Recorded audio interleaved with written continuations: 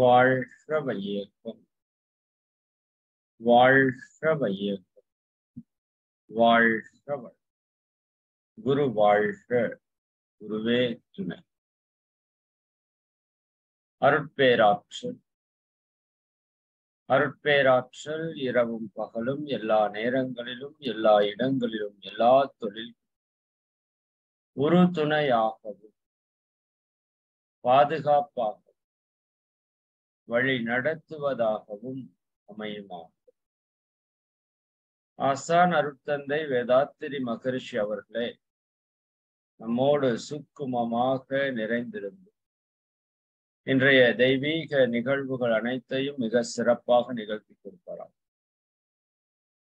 எல்லாம் வல்ல அருட்பேராற்றலையும் அதன் அனைத்து தன்மாற்ற நிலைகளையும் நன்றியுணர்வோடு வணங்கியும் வாழ்த்தியும் இந்த நிகழ்வை வாழ்க வாழ்க.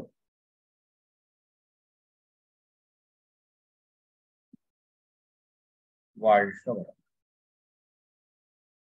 மிக்க மகிழ்ச்சி அன்பர்களே. தொடர்ந்து ஒரு ஆன்மீக பயிற்சியிலே நாம் ஈடுபட்டு கொண்டிருக்கிறோம் என்பதே ஒரு மிகப்பெரிய வெற்றியான ஒரு செயல்பாடு. நிச்சயமாக நம்மை நாமே பாராட்டிக் கொள்ள வேண்டிய ஒரு செயல்பாடும் கூட. ஏன்னா இன்னைக்கு உலகம் ஓடிக்கொண்டிருக்கிற ஓட்டத்திலே ஆன்மீகத்தை திரும்பி பார்க்கறது கூட நமக்கு நேரம் இல்லை. அந்த மாதிரிதான் இப்போ ஓடிட்டு இருக்கு. அதுல பக்தி மார்க்கம்னா ஒன்றும் பிரச்சனையே இல்லை. போனோமா, கோயிலுக்கு போனோமா, சாமி பார்த்தோமா, கும்பிட்டோமா, எல்லா பிரச்சனையும் சாமிகிட்ட கொடுத்தோமா, வந்தோமா, நம்ம வேலை எப்போதும் போல செஞ்சுட்டே இருக்கிறோமா, இல்லைங்களா? பக்தி மார்க்கத்துக்கு குறைவா சொல்லல. அதுல நாம போய் பண்றதுக்குன்னு ஒன்றும் பெரிய ப்ராசஸ் இல்லை. நீங்க போனீங்கன்னா அங்க சாமி கிட்ட எல்லாமே கொடுத்துடலாம். நடுவுல ஐயர் இருப்பாரு, அவர்கிட்ட சொல்லிவிட்டா அவரு போய் சாமி கிட்ட சொல்லி எல்லாமே செஞ்சிருவாரு அப்படின்னு நம்ம நம்புறோம். இந்த இடத்துலதான் இன்னைக்கு உலகம் ரொம்ப சிக்கல்ல மாட்டிட்டே இருக்கு. யாருமே திருப்பி கேள்வியே கேட்க மாட்டேங்கிறோம். இவ்வளவு வருஷமா கோயிலுக்கு போயிட்டே இருக்குமே, ஏன் நம்மளோட பிரச்சனை எல்லாம் தீரல? சரிதானுங்களா? எல்லா பிரச்சனையும் கடவுள் தீர்த்துட்டாரா? சரிங்களா? அப்ப கடவுள் ஏன் என்னோட சில பிரச்சனையை தீர்க்கிறாரு, சில பிரச்சனையை தீர்க்கறது இல்ல? இப்படி எல்லாரும் சிந்திக்கிறதுக்கு ஆரம்பிச்சோம்னா உண்மையாலுமே கடவுள்னா யாரு, கடவுளுக்கு நமக்கு என்ன சம்பந்தம், சரிதாங்க, இது எல்லாமே நமக்கு தெளிவா தெரிஞ்சிடும். நான் அப்போ உங்ககிட்டயே கேட்கறேனே, கடவுளுக்கு நமக்கு என்ன சம்பந்தம்? உங்களுக்கு ஏதாவது தெரிஞ்சதை சொல்லுங்களேன். சும்மா சேட் பண்ணுங்க. இல்லைங்க சார், வந்தனே ஆரம்பிச்சிட்டீங்களா? ஆமா, இன்னைக்கு ஏதோ நான் வேற ஏதோ பேசுறதுக்கு வந்தேன். இந்த ஆனந்த யோக பயிற்சி பொறுத்த வரைக்கும் நாம பேச நினைக்கிறது எப்பவுமே நம்ம பேசுறது இல்லை. சரிங்களா? அது இயற்கையா என்ன பேசணும்னு சொல்லுதோ அதுதான் பேசுற மாதிரி இருக்கு. இன்னைக்கு ரொம்ப இம்பார்ட்டன்டா இதை பத்தி பேசலான்னு அதுவே எடுத்திருக்கு. சரிங்களா? சரி. நமக்கு மேல இருக்கிற ஒரு power, God is energy. Very good. நமக்கு கடவுளுக்கு என்ன சம்பந்தம்னு கேட்டேன். இரண்டும் ஒன்று. Super super. சும்மா உங்களுக்கு என்ன தோணுதோ அதை டைப் பண்ணி போடுங்க. இறை கம்யூனிகேஷன், நமக்கும் இறைநிலையை உள் உணர்தல், நம்முள்ளே இறைநிலை உள்ளது. கனெக்ஷன் பிட்வீன் பிரபஞ்சம் அண்ட் அவர் செல்ஃப்ஸ். இருவரும் ஒன்றே. நாமே கடவுள். we are God. our mind feels it. very good. ஆன்மா. excellent. ஓகே, நிறைய இது எஸ்ஆர் நோனா டக்குன்னு எல்லாரும் போடுவோம். எனக்குள் கடவுள் இருக்கிறார். Very good. இறைவனே எல்லாமாக இருக்கிறார். அவர்தான் எல்லாவற்றையும் படைத்தார். நம்முடைய மூலம் கடவுள். Very good. நம்மை படைத்தவர், காப்பவர், நம்மை வழி நடத்துபவர். கடவுள் காப்பவர். கடவுள் இல்லாமல் நாம் இல்லை. Very good. ஆன்மா. எனக்குள் அவன். Energy field. He is leading our life force. Excellent. நாம் தான் கடவுள். இறையின் ஒரு துளிதான் நாம். Biggest Brahman is one. Okay, excellent. Friend. இறைவனே நானாக உள்ளேன். ஆன்மா ஒன்றே. நம் தந்தை இரண்டும் ஒன்று. Okay, excellent. மோகன் ஐயாக்கு ஒரு எல்லாரும் கிளாப் பண்ணிருங்க. சும்மா மனசாரியே கிளாப் பண்ணுங்க. நான் டைரக்டாவே கிளாப் பண்றேன். செயல் விளைவுதான் கடவுள். எக்ஸலண்டான ஒரு கோட். சரிதானுங்களா? நீங்க எல்லாரும் சொன்னது சரிதான். அதுக்கு எதுவுமே தவறு இல்லை. எனக்குள் கடவுள், நத்திங்னஸ், சரிங்களா? கண்ணுக்கு தெரியாத கடவுள், நமக்கு மேல் ஒரு சக்தி, டிவைன் ஹேவ் நோ ரூபம். So only cosmic power is my divine telling my meditation. Okay, very good, excellent. மோகன் சார் எக்ஸலண்டா அந்த பாயிண்ட் சொல்லிட்டாரு. ஏன்னா யாரோ ஒருத்தருக்குள்ள அது வெளிப்பட்டு தானே ஆகணும். சரி, இப்ப நான் உங்களுக்கு சரி போதும். சிறப்பா இவ்வளவு பேர் மெசேஜ் போட்டதுக்கு முதல் நன்றி. ஏன்னா நம்ம நிறைய என்ன நினைக்கிறோம்னா, நாம என்ன சொன்னாலும் கடவுள் பண்ணி கொடுத்துருவாரு. நல்லா வேண்டுனா போதும் கடவுள் பண்ணி கொடுத்துருவாரு. சரிங்களா? அப்படி நிறைய பேர் நினைக்கிறோம். அதனோட வெளிப்பாடுதான் இன்னைக்கு நிறைய அந்த தவறுகள் நடக்கிறதுக்கு நிறைய காரணமாவும் அமைஞ்சு போயிடுது. நீங்க வாங்க நான் பண்ணி கொடுக்குறேன், கடவுளுக்கு புரோக்கர் வச்ச மாதிரின்னு சொல்லுவாங்க இல்லையா? சரிதானுங்களா? கடவுளுக்கு யாரும் புரோக்கர் வைக்க வேண்டாம், போயா. சரியா? நீ சொல்றது கேட்கும்னா கடவுளுக்கு, நான் சொல்றது கேட்குமா கேட்காதா? கண்டிப்பா கேட்கும். உங்க மனசுல எது நினைச்சாலும் கடவுளுக்கு கேட்கும். நீங்க என்ன சொன்னாலும் கடவுளுக்கு தெரியும். கடவுளுக்கு ஜாதி, மதம், இன, மொழி, அந்தஸ்து எதுவுமே தேவையில்லை. உங்க மனதினுடைய மூலமாக இருப்பது கடவுளே. சரிங்களா? எல்லாத்துக்கும் மூலம் கடவுள் தான். மனதினுடைய அடித்தளமா இருக்கிறது அதே கடவுள் தான். உங்க மனதுல எது பண்ணாலும் கடவுளுக்கு தெரியும். கடவுளுக்கு தெரியாம எதையும் பண்ணவும் முடியாது. சரிதானுங்களா? அதனால இங்கேயும் அங்கேயும் போய் அவங்களுக்கு இவங்களுக்கு வீணா பணத்தை கொடுத்து தயவு செஞ்சு பண விரயம் பண்ணாதீங்க. நல்லது செய்யுங்க. எவ்வளவு பேருக்கு வேணா புண்ணிய காரியம் செய்யுங்க, நல்லது செய்யுங்க. ஆனா கடவுளுக்காக இதை பண்ற அதை பண்றேன்னு தேவையில்லை. மகரிஷி ஒரு இதுல அழகா சொல்லுவாங்க. நான் மீண்டும் சொல்றேன், பக்தி மார்க்கத்துக்கு நான் எதிர்ப்பா பேசல. பக்தி மார்க்கம் எனக்கு ரொம்ப பிடிக்கும். நானும் நிறைய கோவில் எல்லாம் போயிட்டு தான் இருக்கிறோம். இறை வழிபாடுல அது மிக சிறந்த முறைதான், இல்லைங்களா? ஆனா அதுல இருக்கிற சில சில விஷயங்களை நம்ம புரிந்து கொள்ளணும். சரிதானுங்களா? சரி, கடவுளுக்கு நமக்கு என்ன சம்பந்தம் அப்படின்னா, இப்போ நான் அடிக்கடி சொல்ற உதாரணம் தான், இருந்தாலும் புதிய அன்பர்கள் நிறைய பேர் இருக்கிறதுனால இந்த உதாரணத்தை மீண்டும் சொல்றேன். இப்ப நீங்க எல்லாரும் சாம்பார் வைக்கிறீங்க. எவ்வளவு? 550. யூடியூப்ல எவ்வளவு விஷயங்களே ஓகே, யூடியூப்ல ஒரு 250, 800 பேர் இருக்கிறோம். சரிங்களா? இப்ப 800 பேர் நீங்க சாம்பார் வைக்கிறீங்கன்னு வச்சுக்கோங்க. சாம்பார் வைக்கிறீங்க. உப்பு ஒரு முறை போடணும், 2 முறை போட்டோம். உப்பு எப்படி இருக்கும்? அப்ப டபுள் ஆஃப் த அமௌண்ட் கொடுத்துட்டோம். இப்ப அந்த சாம்பார் சாப்பிட முடியுமா? சாப்பிட முடியாது. இப்ப சாம்பார்ல உப்பு கரிக்குது. இப்ப எந்த கடவுள் கிட்ட, சாமி கிட்ட கொண்டு போய் கொடுத்தா உங்களோட உப்பை குறைச்சு கொடுப்பாரு? இதுதான் என்னோட கேள்வி. சரி, கடவுள் என்பது சாதாரண விஷயம் அல்ல. நீங்க சொன்ன மாதிரி பிரபஞ்சத்தையே உருவாக்கி காத்து நிறைவு செய்து கொண்டிருக்கிற மாபெரும் சக்தி. நம்ம படிச்சிருக்கிறோம், கேட்டிருக்கோம். இந்த உண்மை கூட தான். இறை சக்தியினுடைய ஆற்றல் எல்லையற்ற ஆற்றல். அதனாலதான் அல்லான்னு சொல்றப்ப நிகரற்ற என்ற ஒரு வார்த்தையை பயன்படுத்துவோம். அவனுக்கு ஈடு இணையற்றவன், ஈடு இணை சொல்ல முடியாத சக்தி, நிகரற்ற அன்புடையோன் அப்படின்னு சொல்லுவாங்க. சிவம்னால அதேதான், அல்லானால அதேதான், பிதானால அதேதான். அப்ப இந்த பிரபஞ்சத்தையே இவ்வளவு அற்புதமா நடத்திட்டு இருக்கிற ஒரு சக்தி எவ்வளவு பெரிய பேராற்றலா இருக்கும். இந்த பூமி அந்த இடத்துல தன்னைத்தானே சுத்திட்டு இருக்கு. 1000 மைல் வேகத்துல சுத்துதே, அதை சுத்த வச்சுட்டு இருக்கிற சக்தி எவ்வளவு பெருசா இருக்கும். பூமி மாதிரி 19 லட்சம் மடங்கு பெருசு சூரியன்னு சொல்றாங்களே, அது அந்த இடத்துல சுத்த வச்சுட்டு இருக்கே, அது சக்தி எவ்வளவு பெருசு இருக்கும். பர்ஃபெக்டா காலம் தவறாம இயக்கிட்டு இருக்கே, அதனுடைய சக்தி எவ்வளவு பெரிய சக்தியா இருக்கும் இல்லையா? சரிங்களா? அப்ப இவ்வளோ பெரிய பேராற்றல், அதைத்தான் நம்ம இறை சக்தின்னு சொல்றோம். சரிதானுங்களா? அதைத்தான் கடவுள்னு சொல்றோம். ஆனால் அந்த கடவுள் சக்தியை கொண்டு உங்களுடைய சாம்பாரில் உப்பை குறைக்க முடியுமா? இதுதான் என்னோட கேள்வி. Yes or no? சரிதானுங்களா? நிச்சயமா முடியாது. எக்ஸலன்ட் போட்டாங்க. நோ, எந்த கடவுளாலையும் குறைக்க முடியாது. உங்க வீட்டுக்கு பக்கத்தால இருக்கிற பிள்ளையார் கோயில்ல போனாலும் குறையாது. காசியில போனா பாவமே கழியும். உங்க சாம்பார்ல உப்பு கழியாது. புரியுதா இல்லைங்க? ராமேஸ்வரம் போனாலும் கழியாது. திருப்பதி போனாலும் கழியாது, குறையாது. புரியுதா இல்லைங்க? குறைஞ்சிருமா? மெக்கா போனா குறையுமா? குறையாது. ஜெருசலம் ஜீசஸ் பிறந்த இடத்துக்கு போனா குறைஞ்சிருமா? புனித வாட்டிக்கன் நகரத்துக்கு போனா குறைஞ்சிருமா? ப்ரே பண்ணா குறைஞ்சிருமா? பிரார்த்தனை பண்ணா குறைஞ்சிருமா? தொழுகை பண்ணா குறைஞ்சிருமா? ஏன் நாம எது வேணா நடக்கும்னு சொல்றோமே, வாழ்க வளமுடன் மகா மந்திரம். நான் நம்மளையும் இப்ப இந்த இடத்துல இந்த விமர்சனத்துக்கு உட்படுத்துறேன். சட்டியில சாம்பார்ல வச்சுட்டு எல்லாரும் சுத்தி நின்னு வாழ்க வளமுடன், இந்த சாம்பார்ல உப்பு குறையணும், வாழ்க வளமுடன் சொன்னா குறைஞ்சிருமா? சத்தியமா குறையாது. சரிதானுங்களா? நல்லா புரிஞ்சுக்கோங்க. நான் அடிக்கடி கேட்பேன்.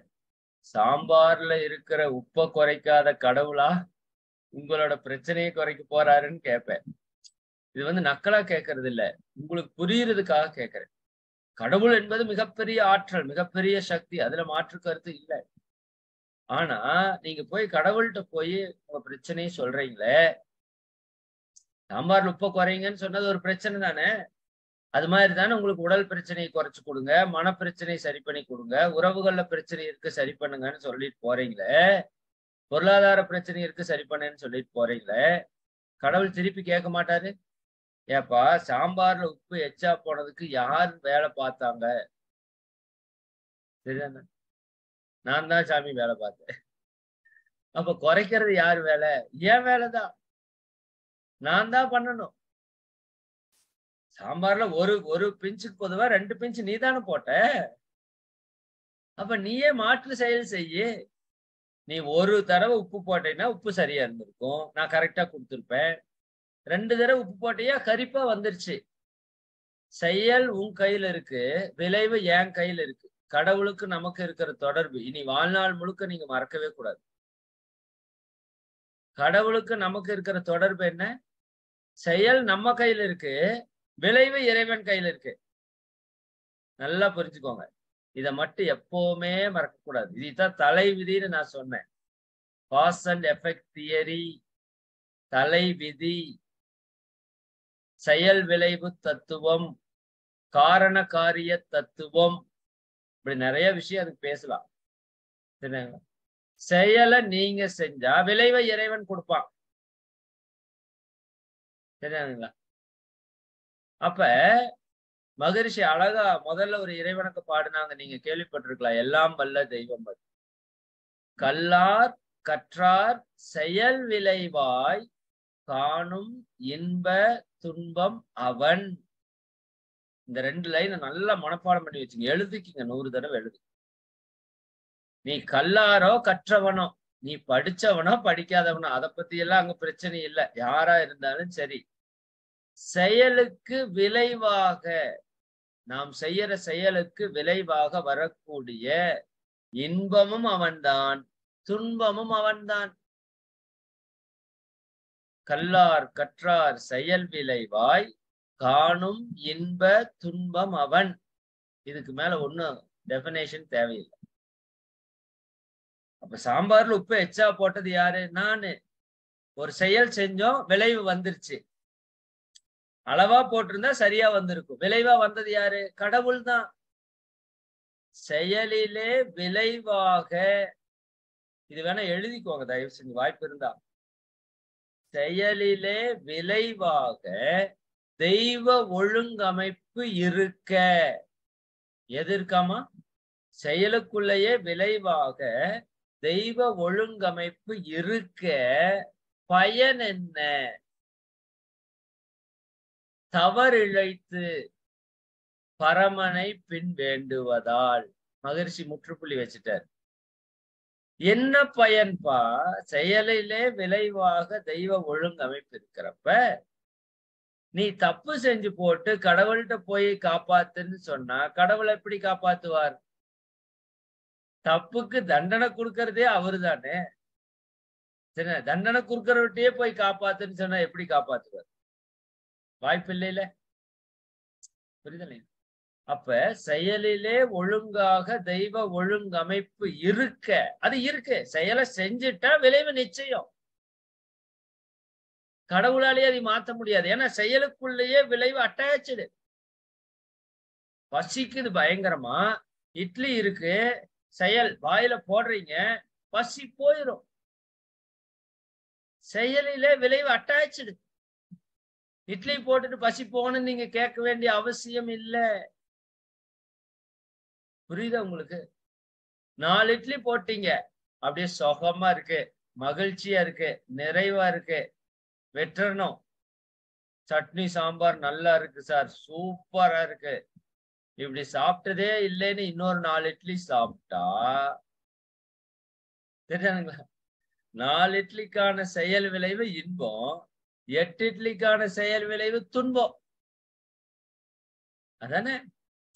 அப்ப இன்பமா வர்றது யாரு? கடவுள். துன்பமா வர்றது யாரு? சாட்சாத் கடவுள். சரியானுங்களா? நீங்க நல்லா யோசிச்சு பாருங்க. கடவுள் இன்பமா வரலினா கூட பரவாயில்ல, துன்பமா வராமுட்டா என்ன ஆகும்? என்ன ஆகும்? கடவுள் நமக்கு துன்பத்தை கொடுக்கிறது நம்மளை தண்டிக்கிறதுக்கு அல்ல. இன்னைக்கு 7 இட்லி சாப்பிட்டீங்களா? வயிறு வலிச்சுதா? உள்ள எல்லாம் சிரமப்பட்டீங்களா? சரிங்களா? இந்த வலி வந்தாதான் அடுத்த நாள் நம்ம சாப்பிடுறப்ப அளவா சாப்பிடுவோம். இல்லாட்டி நீங்க யோசிச்சு பாருங்க, 7 இட்லி நீங்க சாப்பிட்டு உங்களுக்கு வயிற்று வலியே வரலைன்னு வச்சுக்கோங்க, என்ன பண்ணுவீங்க? சும்மா ஒரு இமேஜின் பண்ணி பாருங்க. நீங்க இட்லி சாப்பிடுறீங்க, நல்லா இருக்கு, டேஸ்டா இருக்கு. 2வது இட்லி நல்லா இருக்கு, 3, 4, 7, 10 நல்லா இருக்கு, டேஸ்டா இருக்கு, வயிற்று வலியே வரல. சாப்பிட்டே இருந்தா வயிறு என்ன ஆகும்? உயிர் என்ன ஆகும்? வயிறு வெடிச்சிடாது? புரிஞ்சுக்கோங்க. இன்பம் கொடுக்கலைனாலும் பரவாயில்ல, கடவுள் துன்பம்னு ஒண்ணு கொடுக்காம இருந்திருந்தாருன்னா மொத்த லைஃப் ஒரே நாள்ல செத்துருவோம் நம்ம. அப்ப இறைவன் துன்பத்தை கொடுக்கிறது கூட நம்ம மேல இருக்கிற கருணை, அன்பு. சரிதானுங்களா? அம்மா குழந்தைய எதுக்கு திட்டுறாங்க, தண்டிக்கிறாங்கன்னா அவன் நல்லா இருக்கணுங்கிறதுக்காகத்தான். யாரும் வேணும்னு திட்டுறது கிடையாது. அப்ப இறைவன் பாருங்க, செயலுக்கு விளைவாகவே அவன் வர்றான்.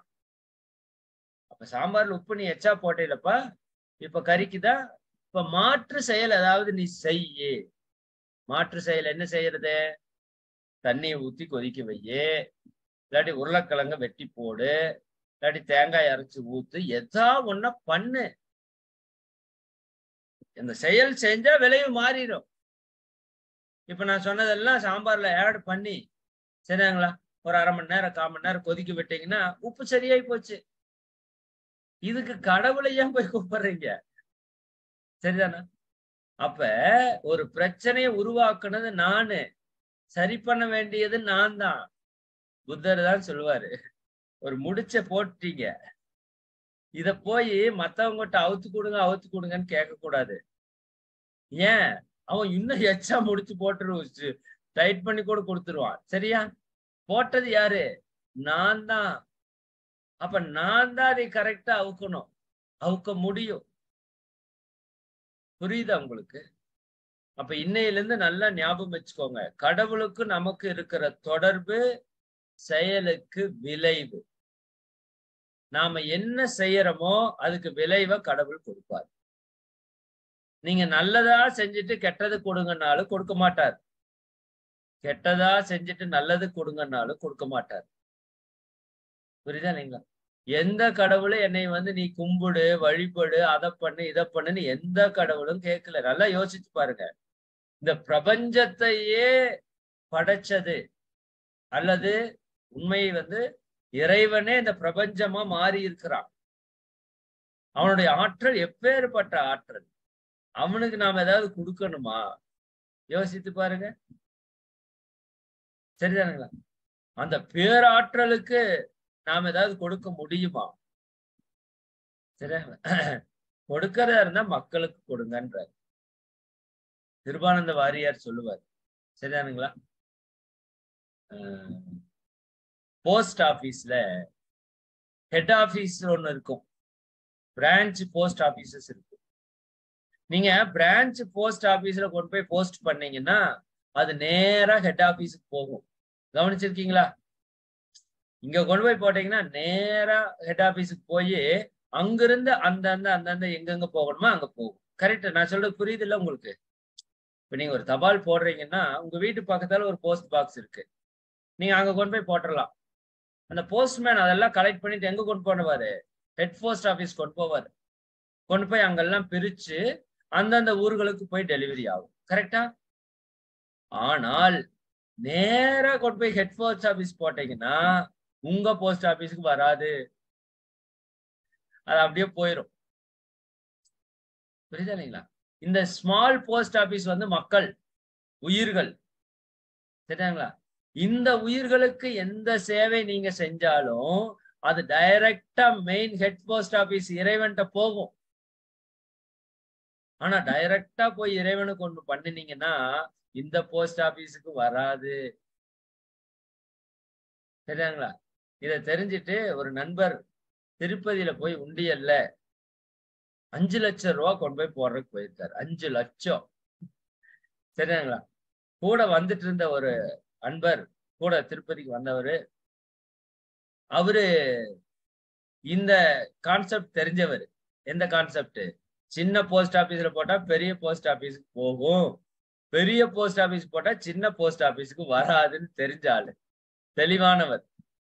அவர் என்ன சொல்றாரு? என்னப்பா உனக்கு கடவுளோட ஆசி வரணும், அதானே? அந்த கடவுளுக்கு நீ பணம் கொடுக்கணும், அதானே கொடுக்கணும், இங்க வா அப்படின்னு அந்த 5 லட்சம் ரூபாயோட அவர் கூட்டிட்டு போய் இந்த டிக்கெட் கவுண்டர் இருக்கும்ல, கவுண்டர்ல 200 ரூபாய், 300 ரூபாய், 500 ரூபாய், 1000 ரூபாய் எல்லாம் டிக்கெட்ஸ் இருக்கு இல்லையா, அதெல்லாம் வாங்குறாரு. 5 லட்சம் ரூபாய்க்கு வாங்குறாரு. 5 லட்சம் ரூபாய் சாமிக்கு தானே கொடுக்கணும், சாமிக்கு கொண்டு போய் உண்டியல்ல போட்டா என்ன, டிக்கெட் வாங்கினாலும் சாமிக்கு தானே போகுது, ட்ரஸ்டுக்கு தானே போகுது பணம். சரி வாங்கு. 5 லட்சம் ரூபாய்க்கு டிக்கெட் வாங்கி அங்க பார்க்க முடியாம கஷ்டப்பட்டுட்டு இருப்பாங்க இல்லைங்க, எல்லாத்துக்கும் டிஸ்ட்ரிபியூட் பண்ணிருக்காரு. நூத்துக்கணக்கான பேரு கொடுத்திருக்கிறாரு. ஏன் 5 லட்சம் ரூபாய் ஆயிரக்கணக்கான பேருக்கு கொடுத்திருக்கலாம், தெரியல. வாங்கி எல்லாம் அந்த ஃப்ரீ தர்ஷன்ல போய் கஷ்டப்பட்டுட்டு பாக்குற மக்கள் எல்லாத்துக்கும் கொடுத்திருக்காரு. எல்லாரும் எப்படி பார்த்திருப்பாங்க?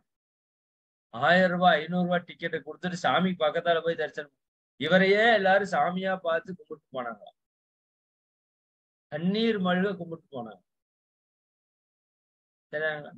அதனால கடவுள் எங்கேயோ இருக்கிறாரு, என்னவோ பண்றாருன்னு கொண்டு போய் அது இதையும் பண்ணாம எல்லா உயிர்களாகவும் இருப்பது கடவுள் தான்.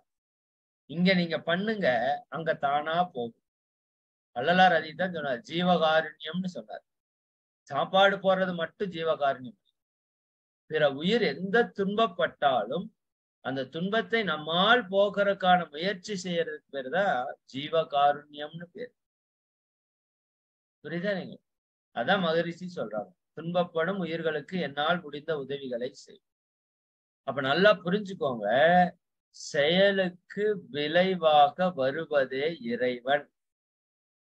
இப்ப சொல்லி இருக்கிறோம், என்னோட உடம்புல நோய் வந்துருச்சு, இந்த பிறவிலையோ எந்த பிறவிலையோ தெரிஞ்சோ தெரியாமையோ செய்த தவறுகளுடைய வெளிப்பாடு என்னுடைய உடலிலே கர்ம வினையினுடைய வெளிப்பாடு நோயாக வந்து விட்டது. சரியா?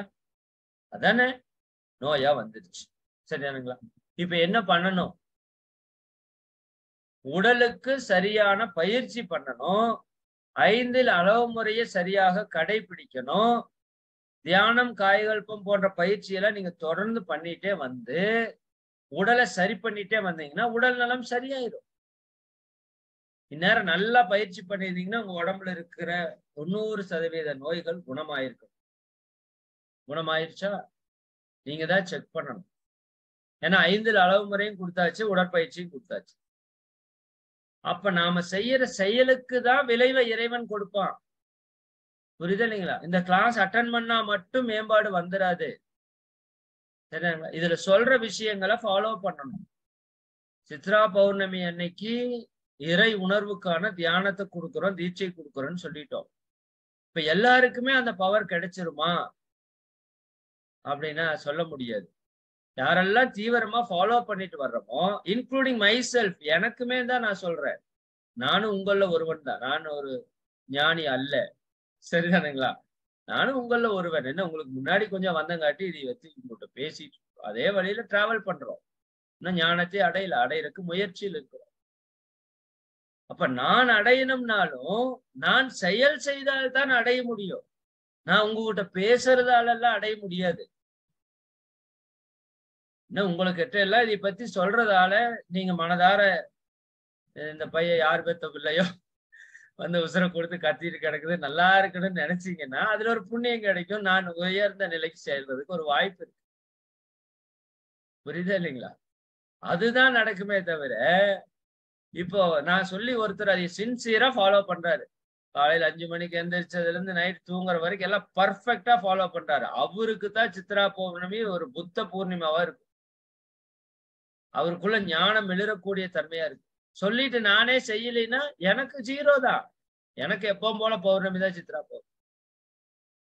அப்ப என்ன தேவைன்னு புரிஞ்சுக்கோங்க. செயலுக்கு விளைவுதான் கடவுளுக்கு நமக்கு இருக்கிற தொடர்பு. செயலை நாம செய்யறோம், விளைவை இறைவன் கொடுப்பான். விளைவை பத்தி கண்டுக்காதீங்க. செயலை மட்டும் கரெக்டா செஞ்சுட்டே வாங்க. விளைவை இறைவன் கரெக்டா கொடுத்தே ஆகணும். அது அவனே மீற முடியாது. ஆனால் செயல் செய்யாமல் விளைவை எதிர்பார்த்தீங்கன்னா தப்பு கணக்கிட்டு தான் ஒன்றை எதிர்பார்த்தால் மகிழ்ச்சி அதுக்கு ஒரு கவி வச்சிருக்காரு. தப்பு கணக்கிட்டு தான் ஒன்றை எதிர்பார்த்தால் நாம் என்ன நினைக்கிறோம்? தப்பு தப்பா கால்குலேட் பண்றோம். இது இப்படி நடக்கணும், அது அப்படி நடக்கணும், எனக்கு இது நடக்கணும், எனக்கு அது நடக்கணும். சரிங்களா? தப்பு கணக்கிட்டு தான் ஒன்றை எதிர்பார்த்தால் ஒப்புமோ இயற்கை விதி? எந்த விதி? செயலுக்கு விளைவு. அது ஒத்துக்குமா? சரிங்களா? இவர் ஸ்மோக் பண்ணிட்டே இருக்காரு, ஆனா நுரையீரல பிரச்சனையே வரக்கூடாதுன்னு வேற கேட்டுக்கிறாரு. ட்ரிங்க்ஸ் பண்ணிட்டே இருக்கிறாரு, ஆனா கல்லீரல் மட்டும் பர்ஃபெக்டா இருக்கணும்னு நினைக்கிறாரு. ஒப்புமோ இயற்கை விதி? தப்பு கணக்கிட்டு தான் ஒன்றை எதிர்பார்த்தால் ஒப்புமோ இயற்கை விதி? ஒழுங்கமைப்புக்கு ஒத்தபடி. எதற்கு ஒத்தபடி? இந்த இயற்கையில் இருக்கிறதுல ஒரு சிஸ்டம், பர்ஃபெக்ட் சிஸ்டம், சாதாரண சிஸ்டம் அல்ல, ஒழுங்கமைப்பு. ஒழுங்கமைப்புக்கு ஒத்தபடி அப்போதைக்கு அப்போது அளிக்கும் சரி விளைவு கொஞ்சம் கூட மாறாது.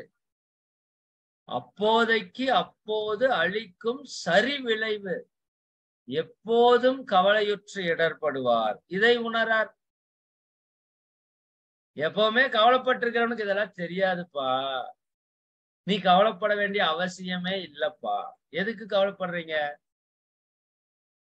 மகரிஷி தான் சொல்லுவாங்க, கவலைப்பட்டா ஏதாவது நடக்கும்னா சொல்லுங்க, நாம ஒரு 1000 பேர் ஒன்னா கூடி ஒரு கவலைப்படுவோம். என்னென்னவோ மாநாடு நடத்துறாங்க, கவலை மாநாடுன்னு வேணா ஒண்ணு பண்ணிடும். சரிதானுங்க? எல்லளவுக்கு பிரயோஜனம் கிடையாது. 10 காசுக்கு பிரயோஜனம் கிடையாது. இன்னும் உங்களுக்கு நோய்கள் தான் உருப்பட்ட நோய்கள் வரும் நீங்க கவலைப்படப்பட. சரிதானுங்களா? அப்ப என்ன? ஒண்ணும் இல்லை. புரியுதானுங்களா? கவலையால் நடக்கிறது ஒண்ணும் இல்லை. யாரு கவலைப்படாம இருப்பா? என்னோட வாழ்க்கையில இயற்கை ஒழுங்கமைப்புக்கு ஒத்தபடி சரியாத்தான் விளைவை கொடுத்துட்டு இருக்கு. எப்பவோ செஞ்சதோட விளைவை இன்னைக்கு வந்து அனுபவிச்சுட்டு இருக்கிறோம். இன்னைக்கு நீங்க இப்படி இருக்கிறதுக்கு காரணம் இன்னைக்கு செஞ்ச செயல் அல்ல, என்னைக்கோ செஞ்ச செயல் இன்னைக்கு இங்க உட்கார்ந்து கேட்டுட்டு இருக்கிறீங்க. இப்பிறவிலையோ முற்பிறவிலையோ எப்பிறவிலையோ செய்த புண்ணியம் இன்னைக்கு இதை பத்தி நம்ம பேசிட்டு இருக்கோம். புரியுதா இல்லைங்களா? இது இன்னைக்கு செஞ்சதோட விளைவு அல்ல, என்னைக்கோ செஞ்சதோட விளைவை இன்னைக்கு அனுபவிக்க. இன்னைக்கு மத்தியானம் சாம்பார் நல்லா வருது, சரிதானுங்களா? உங்க வீட்டுக்காரர் நல்லா பாராட்டுறாருன்னா முன்னாடி செஞ்சதனுடைய விளைவு அங்க வருது. சரிங்களா? இல்ல திட்டுறாருனாலும் முன்னாடி செஞ்சதோட விளைவு வருது. இது யாராலையும் மாற்ற முடியாது.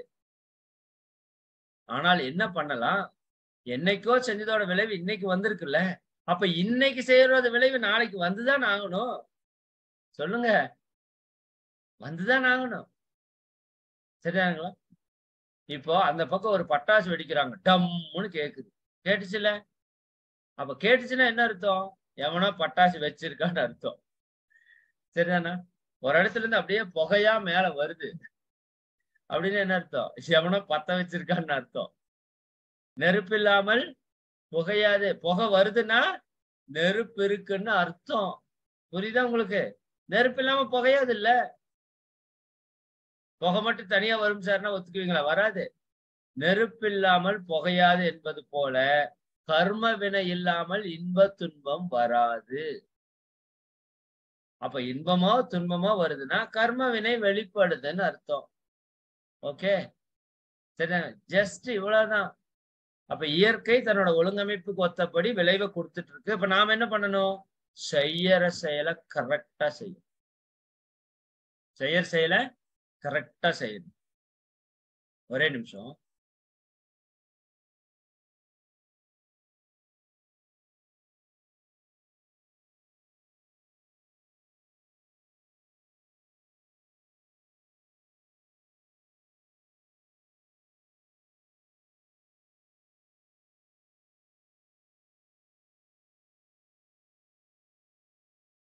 ஓகே, மன்னிக்கணும். ஓகே, இன்னைக்கு ஏதோ டாபிக் வேற வேற மாதிரி போயிருச்சு. சந்தோஷம், சரிதானுங்களா? ஆமா, எப்போ என்ன தேவை இருக்கோ இயற்கை அதை அப்ப கொடுக்கும். சரிதானுங்களா? யாருகிட்டயும் பணத்தை வெட்டியா கொடுத்து ஏமாறாதீங்க.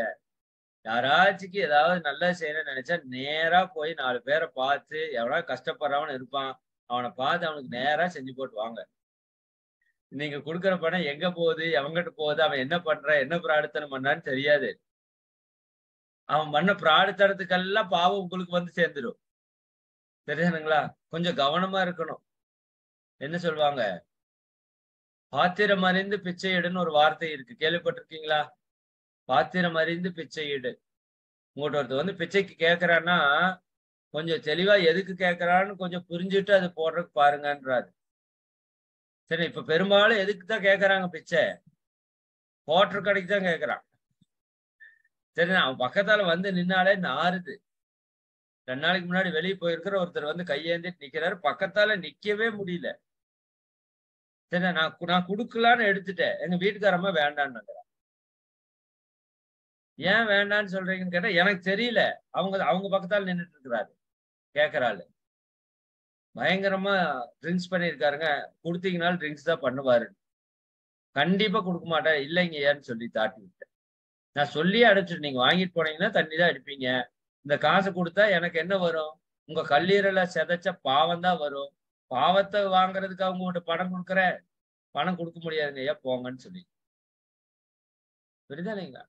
காசு நீ கையில் ஏந்துறாருன்னு நீங்க 5 ரூபா 10 ரூபா போடுறீங்களே, அவன் வாங்கிட்டு போய் 50 ரூபாய் கலெக்ட் பண்ணி போய் சாராயம் குடிச்சான்னா உங்களுக்கு பாவம் வருமா புண்ணியம் வருமா? அவன் குடும்பத்துக்கு அடுத்து பாவம் தான் வரும். புரியுதா இல்லைங்களா? அதே மாதிரி இந்த அன்னதான சாப்பாடு எல்லாம் போடுறீங்க, தவறில்லை, ரொம்ப நல்லதுதான். சாப்பாட்டுக்கு வழி இல்லாதவங்களுக்கு போடுங்கன்ற நான். யாரு இங்க வந்து சாப்பிடறவங்கள சாப்பாட்டுக்கு வழி இல்லாதவங்கள வந்து சாப்பிடுறாங்க? நல்லா புரிஞ்சுக்கோங்க. அன்னதானம் அப்படின்னா எதை நீங்க தானமா பெற்றாலும் கொஞ்சம் கவனமா இருக்கணும். கவனமா இருக்கணுங்க, சீரியஸா சொல்றேன். தானமா எதையும் பெறாதீங்க. எதுவுமே சும்மா வராது. தெரியாதுங்களா? எல்லாமே சில வினைகளை தூக்கிட்டு தான் வரும். இப்ப அவர் எதுக்காக கோயில்ல போய் சாப்பாடு போடுறாரு? தெரியாதுங்களா? 100 பேருக்கு சாப்பாடு போட்டா 1000 பேருக்கு சாப்பாடு போட்டா புண்ணியம். அவன் வயிறு நிறைஞ்சு புண்ணியம் கிடைக்குது. சரியாங்களா? அவருக்கு புண்ணியம் கிடைக்குதுன்னா என்ன போகுது? பாவத்தை கழிக்கிறதுக்கு தான் சாப்பாடு போடுறாங்க. புரியுதா உங்களுக்கு? நீங்க போடுறது அதுக்கு தான். சரியாங்களா? புண்ணியம் பெருகுதா இல்லையா? பாவம் கழியறதுக்கு தான் அத்தனை வேலை நல்லது பாக்குறோம். துன்பப்படுறவங்களுக்கு நம்மால முடிஞ்ச உதவியை செஞ்சா என்ன ஆகும்? நம்ம பாவம் கழியும். பாவம் கழியுன்னு சொன்னாலும் ஒண்ணுதான், புண்ணியம் வரும்னு சொன்னாலும் ஒண்ணுதான். அப்ப கோயில்ல போய் அன்னதானம் போடுறாங்க. என்ன, ஒருத்தர் 1000 பேருக்கு சாப்பாடு போடுறாருன்னா அவரோட கர்ம வினையை கழிக்கிறதுக்கு முயற்சி பண்றாரு, மக்களுக்கு நல்லது பண்ணி. அப்ப நாம அதுல போய் சாப்பிடலாமா? போய் சாப்பிட்டீங்கன்னா அவரோட பாவத்துல ஒரு பங்கு உங்களுக்கு வரத்தான் செய்யும். கண்டிப்பா வரும். எப்படி வராம போகும்? வெளியில ஹோட்டல் வாங்கினா 100 ரூபாய் சாப்பாடு, அவர் அன்னதானத்துல போடுறாரு 100 ரூபாய் சாப்பாடு போடுறாருன்னா 100 ரூபாய் சாப்பாடு சாப்பிடுறீங்கல்ல, அதுக்கு நீங்க என்ன திருப்பி செஞ்சீங்க? ஒண்ணும் செய்யல, சாப்பிட்டு போட்டு வந்துட்டீங்க. புரியுதா இல்லைங்களா? அப்ப அது யாரோ ஒருத்தரோட உழைப்புல, அறிவுல, ஆற்றல்ல வந்ததுதான் அந்த சோறு. அதை நீங்க எடுத்து சாப்பிட்டீங்கல்ல, பிரதிபலன் என்ன பண்ணீங்க? ஒண்ணும் பண்ணல, வந்துட்டீங்க. அவன் கர்மாவை தூக்கிட்டு வந்துட்டீங்கன்னு அர்த்தம். சரிதானா? புரியுதா? ஐயோ! அப்பன்னா நாங்க போய் கோயில்ல சாப்பிடவே கூடாதா? சாப்பிடுங்க. சாப்பிடுங்க. வேண்டான்னு நான் சொல்லல. முடிஞ்சா நீங்க கோயில்ல அன்னதானம் சாப்பிடுறத நீங்க சாப்பிட்டுட்டு, வெளியில எவனாச்சும் பசிச்சுட்டு ஒருத்தன் இருப்பான்ல, அவனுக்கு வாங்கி குடுங்க. நீங்க அங்க வாங்குன பாவம் இங்க கழிஞ்சிரும். இன்னும் எச்சா புண்ணியம் கிடைக்கும். ஏன்னா நீங்க சோத்துக்கு வழி இல்லாம போய் அங்க சாப்பிடல. சாப்பிடறதுக்கெல்லாம் வழி இருக்கு. பசிச்சா கூட போட்டிருந்தா கூட பரவாயில்ல. சோத்துக்கு வழி இல்லாம இல்லைன்னா பிரச்சனை இல்ல. பசிக்கிறவனுக்கு சோறு போட்டா கூட பரவாயில்ல. ஆனா இப்ப எப்படி நடக்குது? பசிக்கிறதுக்கெல்லாம் சோறு திங்கிறதே இல்ல. இப்பதான் சாப்பிட்டு வந்திருப்பான் 10 மணிக்கு வீட்டுல இருந்து. 12 மணிக்கு அன்னதானம் போடுவீங்க. அன்னதானத்தையும் வாங்கி தட்டோட திம்மான். திம்மானா மாட்டானா? திம்மான். தின்னானா என்ன ஆகும்? முதல்லயே பாதி செரிச்சு நிக்குது. இப்ப அதுக்குள்ள அன்னதான சோத்தை உள்ள போட்டான்னா, அன்னதானம் போட்டவருக்கு புண்ணியம் வருமா? உள்ள வயிறு கதறும். டேய் ஏன்டா அலும்பு பண்ணி தொலைறீங்க? இப்பதான்டா பாதி அரைச்சிருக்கிற, அதுக்குள்ள என்னடா அவசரம்? நானே வேணா கேப்பன்லடா. சரிதானே? திங்கிறதுனா மட்டும் இப்படி திங்கிறீங்களேடான்னு சத்தம் போடுமா போடாதா வயிறு? யோசிச்சு பாருங்க. அப்ப அன்னதானம் போட்டவருக்கு என்ன கிடைக்கும்? கவனமா இருங்க. என்ன செயல்ல என்ன விளைவு வரும்னே தெரியாம ஆட்டு மந்த மாதிரி சுத்திட்டு இருக்கோம். அன்னதானம் தவறு அல்ல. வள்ளலார் சொன்ன அன்னதானம் முதல் கொண்டு நம்ம மகான்கள் சொன்ன தானத்தில் சிறந்த அன்னதானம் சொன்னது தவறு அல்ல. யாருக்கு? இல்லாதவனுக்கு போடணும். பசிக்கிறவனுக்கு போடணும். அப்பதான் புண்ணியம் கிடைக்கும், பாவம் போகும். இருக்கிறவனுக்கு, பசிக்காதவனுக்கு, தின்னுட்டு வந்தவனுக்கெல்லாம் போட்டீங்கன்னா உங்களுக்கு பாவம் சேரும், பாவம் போகாது. புரியுதா இல்லைங்களா? அப்ப நீங்க ஏதாவது போய் சாப்பிட்டீங்கன்னாலும் ஒன்னா யாரா ஒருத்தருக்கு வாங்கி கொடுங்க. நான் கோயில் உண்டியல் போடுங்கன்னு கூட நான் சொல்ல மாட்டேன். முதல்ல அப்படி சொல்லிட்டு இருந்தேன். நீங்க சாப்பிட்டீங்களா அந்த கோயிலுக்கு ஒரு 100 ரூபாய் உண்டியல்ல போட்டு வந்துருங்க. அதுவே வேண்டான்ற நான். நமக்கு தான் இருக்கிறானே ஊருப்பட்ட பேரு கஷ்டப்பட்டுட்டு கண்ணுக்கு முன்னாடி. அவனுக்கு ஒரு பட்டம் சோறு வாங்கி கொடுங்க. அவன் மகராசனா இருந்து நிம்மதியா சொல்லிட்டு போறான். காசே கொடுக்காதீங்க. எனக்கு தெரிஞ்சு மத்தவங்க பிச்சை எடுத்தானா காசு கொடுக்காது. சோறு ஏதாவது வேணுமா சொல்லு, வாங்கி கொடுக்கறன்னு கூட்டிட்டு போங்க. 100 ரூபாய் ஆனாலும் பரவாயில்ல, சோறு ஒரு பாக்கெட் வாங்கி தின்னா திங்கிட்டோம். புரியுதா இல்லைங்களா? இன்னைக்கு இப்படி மாறி போச்சு. கவனமா இருக்கணும். இல்லாட்டி புண்ணியம் சேர்க்கிறேன்னு பாவத்தை சேர்த்திட்டு சுத்திட்டு திரியிறோம் நம்ம. புரியுதா இல்லைங்களா? யாருகிட்ட எந்த பொருளை இனாமா வாங்காதீங்க. 10 பைசா கூட வாங்காதீங்க. 10 பைசாவிலேயே பாவம் சேர்ந்துதான் உங்களுக்கு வரும். நம்ம இலவசம்னா பெனாயிலே வாங்கி குடிக்கிறனாலும் நம்ம அளவுக்கு பேசுறோம். திருமண மண்டபத்துல போய் சாப்பிடுறோம்ல, சாப்பிடுறப்ப நம்ம பாரம்பரியத்துல ஒரு செயல் இருக்கு தெரியுமா? மொய் வைக்கிறதுன்னு. என்ன மொய் வைக்கிறது? சரிதானுங்களா? வச்சுட்டு வந்திருக்கீங்கல்ல, உங்களுக்கு தெரியுமில்ல என்ன அது? போய் சாப்பிடுறீங்க. அங்காளியோ பங்காளியோ சொந்தக்காரனோ மாமனோ மச்சானோ தெரிஞ்சவனோ தெரியாதவனோ யாரா வேணா இருக்கட்டும், சாப்பிட்டா யாரு காசு? அவன் காசு சாப்பிடுறீங்க. புரியுதா உங்களுக்கு என்ன சொல்றேன்னு? அவங்க காசு தானே சாப்பிடுறோம். இதுக்கு ஃபேமிலியோட போய் சாப்பிட்டீங்கன்னா 4 பேர் சாப்பிட்டாங்க. ஆளுக்கு 100 ரூபாய்னா 400 ரூபாய் பில் ஆச்சு. சரிங்களா? அது திருப்பி கொடுக்கிற இடம் தான் மொய்ன்னு எழுதுனாங்க. சோத்த கூட கடன் வாங்கிடாதீங்க. சரிங்களா? அதுலயும் பாவ கர்மா சேர்ந்துதான் வரும். புரியுதா? அப்ப அவனுக்கு திருப்பி கொடுக்கறது தான் மொய் வச்சுட்டு வர்றதுன்னு பேரு. நான் உங்கள்கிட்ட கடன் வாங்கலப்பா, நான் ஒருத்தன் தான் வந்திருக்கேன் சாப்பிட்றதுக்கு, 100 ரூபாய் சாப்பாடு 200 ரூபாய் மொய் வச்சுட்டேன்னு வந்துடணும். புரியுதா இல்லைங்களா? அது வருதோ வரலையோ அதெல்லாம் தெரியாது. மொய் வாங்குறது இல்லையா, கிஃப்டாவது வாங்கி கொண்டு போய் கொடுத்துருங்க. எந்த இடத்துலயும் கடனை வச்சுக்காதீங்க. யாருகிட்ட எது இனாமா வாங்கினாலும் அது கடன் தான். அதுல பாவம் தொக்கி நிற்கும். ராமகிருஷ்ண பரமஹம்சருக்கு இந்த காசையே தொட மாட்டாராம். ஏன்னா அதுல எவ்வளவு பாவம் இருக்குன்னு அவருக்கு தெரியும். உண்மையாலுமா அது அப்படின்னு சொல்லி செக் பண்றதுக்கு விவேகானந்தர் என்ன பண்ணிருக்காரு, ராமகிருஷ்ண பரமஹம்சர் பெட்டை தூக்கி அடியில காசை வச்சிருக்காரு. ராமகிருஷ்ணர் போய் படுக்கிறதுக்கு போயிருக்காரு. பெட்ல படுத்தவரு அப்படியே துள்ளி குதிச்சு எந்திரிச்சு இந்த பக்கம் வந்து விழுந்திருக்காரு. என்ன அதுல அவ்வளவு பாவம் இருக்கு அந்த பணத்துல. பணம் 10ம் செய்யும், பாவம் மொத்தமும் செய்யும். கவனமா இருக்கணும். திருமண வீட்டுக்கு போறீங்க, கவர்ல போட்டு குடுக்குறாங்க, பேக் போட்டு குடுக்குறாங்க, ஒரு பிளேட்டு அது இதுன்னு போட்டு குடுக்குறாங்க. சரியானுங்களா? உங்களுக்கு ஒரே குஷி. அடுத்தவன் பாவத்தை வாங்குறதுல நமக்கு இருக்கிற குஷி பயங்கர குஷி.